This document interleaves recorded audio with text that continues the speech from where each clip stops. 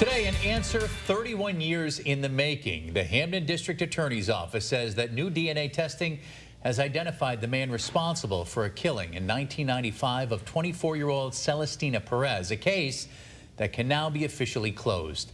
Thanks for joining us on Western Mass News at 6. I'm Chris Pisano. And I'm Amanda Martin Ryan. Western Mass News reporter Madison Lazowski is live in studio with how investigators got to this point and the technology that helped solve the case decades later. Madison. Well, Chris and Amanda, she was found in a ravine at Gurdonville Park in Springfield, this back in 1995. Investigators say the scene showed a violent struggle, but now more than 3 decades later, it was carefully preserved evidence that led officials to the culprit.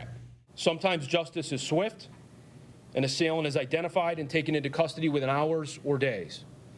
In other cases, justice is delayed, and the truth takes years, even decades, to reveal itself. The truth for Celestina Perez was delayed. It took investigators 31 years to solve her murder, learning that the man responsible, Joseph James Saravallo Jr., had died over 2 decades ago. In fact, if Saravallo were alive today, he would be charged with the murder of Miss Celestina Perez. But there will be no courtroom verdict. That is a painful fact, and it is not the outcome Celestina, the public, or her family deserves. Still, Celestina's family is thanking investigators for never giving up on her. During all this time, we lived with questions, pain, uncertainty.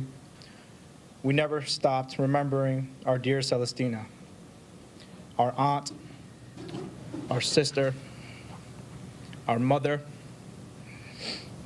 our friend. And we never stopped hoping that one day the truth would come to light. Today, that day has arrived. Hamden District Attorney Anthony Gallooni says that unresolved or cold cases, such as Celestina's, are not solved easily.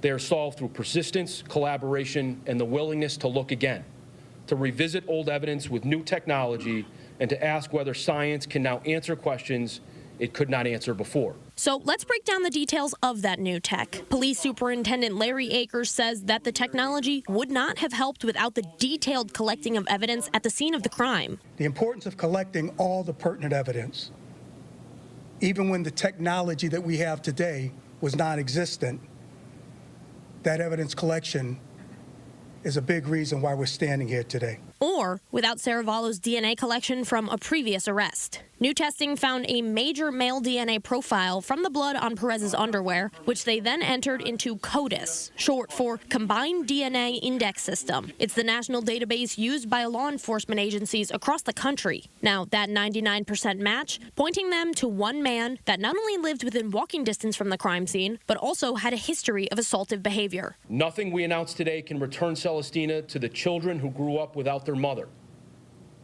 or erase the grief her family has carried for 31 years.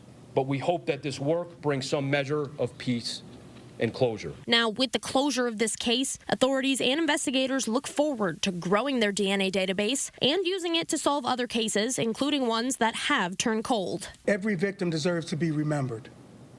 Every family deserves answers. And every community deserves the same commitment to justice. To the families still waiting for answers, know this: you have not been forgotten. Now, investigators still do not know what brought Celestina to the park that night or what happened to her in her final moments, but they do know the man responsible now, and that's something that the Perez family is grateful for. For now, reporting live in studio, Madison Lazowski, Western Mass.